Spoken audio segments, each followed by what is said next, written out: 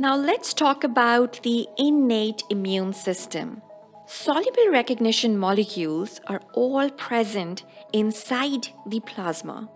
These specified molecules cover up our innate immune system.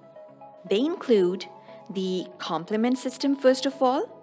This complement system is also known as the complement cascade.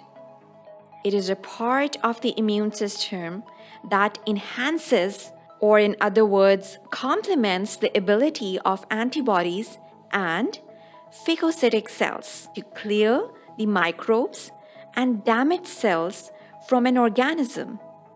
They also promote inflammation and attack the pathogens' cell membranes. A complex set of serum proteins, some of which can be triggered by contact with the bacterial surfaces. Once activated, complement system can damage some cells and initiate inflammation.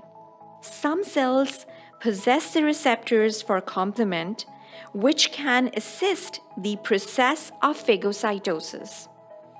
Now let's move on to another variety, which is known as the mannose binding lectin, abbreviated as MBL. Now, this mannose binding lectin belongs to the class of collectins in the C-type lectin superfamily, whose function appears to be the pattern recognition in the first line of defense in the pre-immune host. Mannose binding lectin binds the surfaces of bacteria and fungi and can activate the complement or act directly to assist phagocytosis. Now let's move on to the acute phase proteins. They're abbreviated as the APPs. The acute phase proteins are defined as the proteins that change their serum concentration by more than 25% in response to the inflammatory cytokines, such as interleukin 1, interleukin 6, and tumor necrosis factor alpha. The acute phase proteins are also a complex set of serum proteins.